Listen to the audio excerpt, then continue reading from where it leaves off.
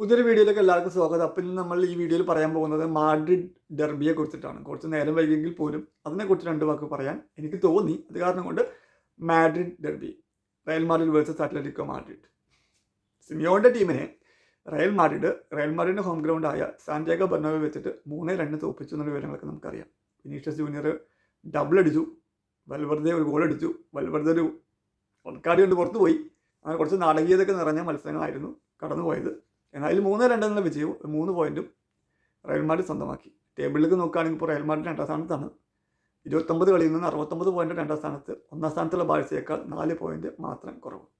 എന്തായാലും ബാഴ്സലോണ 1-2 കളി തോക്കുകയോ അല്ലെങ്കിൽ 1-2 കളി സമനില പിടിക്കുകയും റയൽ മാഡ്രിഡിനുള്ള കളികൾ ജയിക്കുകയും ചെയ്തു കഴിഞ്ഞാൽ റയൽ മാഡ്രിഡിനെ എളുപ്പത്തിൽ ബാഴ്സലോണയെ മറികടക്കാൻ പറ്റും എന്ന് നമുക്ക് പ്രത്യാശിക്കാം. പക്ഷേ അപ്പുറത്ത് നിൽക്കുന്നത് ബാഴ്സലോണയാണ് എന്നുള്ള കാര്യം നോക്കണം. ശരി, back to Madrid derby. Madrid ഡെർബിയിൽ 3-2 റയൽ മാഡ്രിഡ് ജയിച്ചത്.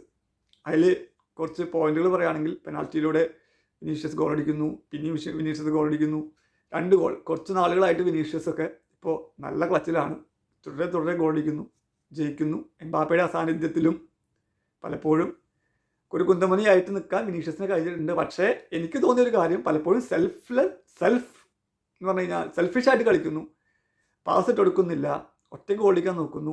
അത് ചിലപ്പോൾ ഒരു ഗോൾ അടിക്കാനുള്ളൊരു ആർത്തിയുടെ ഭാഗമായിരിക്കും ചിലപ്പോൾ. എന്നിരുന്നാൽ പോലും പലപ്പോഴും എനിക്ക് അങ്ങനെ തോന്നിയിട്ടുണ്ട്, സെൽഫിഷായിട്ട് കളിക്കും തോന്നിയിട്ടുണ്ട്. പക്ഷേ അദ്ദേഹം ഗോൾ അടിക്കാൻ തുടങ്ങിയിരിക്കുന്നു.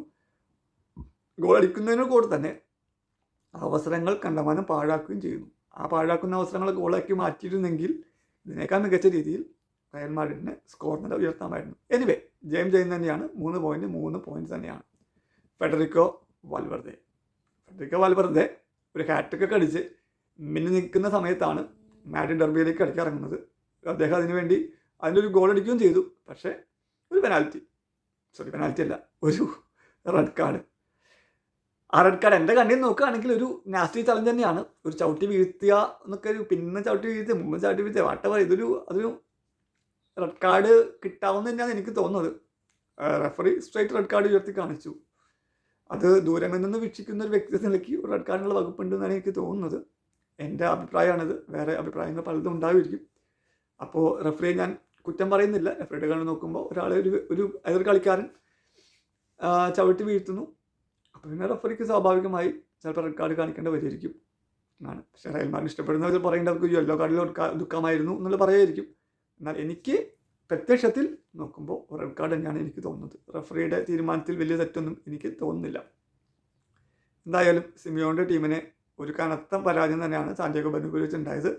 പക്ഷേ കളിയിലെ സുന്ദര മുഹൂർത്തം എന്ന് പറയുകയാണെങ്കിൽ എനിക്ക് പറയാനുള്ളത് മൊളീനയുടെ ഒരു കൊള്ളിയാനാണ്. എന്ന് വെച്ച് കഴിഞ്ഞാൽ അത്ലറ്റിക്കോ മാഡ്രിഡിൻ്റെ 2ാമത്തെ ഗോള് മൊളീനയുടെ ബോക്സിന് പുറത്തുനിന്നും ഒരു വെടിച്ചിൽ സാധനം, ഒരു കൊള്ളിയാൻ പോലെ ടോപ്പ് കോർണറിൽ കയറി, റൈറ്റ് സൈഡ് കോർണറിൽ കയറി പോയിന്റ് ഇറങ്ങും. അതാണ് എൻ്റെ ഫേവറേറ്റ് ആയിട്ടുള്ള ആ കളിയിലെ നിമിഷം. റെഡ് കാർഡൊക്കെ വേറെ തരത്തിൽ പോയെങ്കിലും ഇടിമിൻ്റെ ഗോളായിരുന്നു അത്. ഒരു കൊള്ളിയാനായിട്ട് പോയി മൊളീനയുടെ വക. മൊളീനയുടെ കൊള്ളിയാൻ പോയി പോസ്റ്റിൽ പതിയുന്നൊരു ഇത്. അപ്പോൾ അതൊരു മനോഹരമായ നിമിഷം തന്നെയായിരുന്നു ഈ കളി.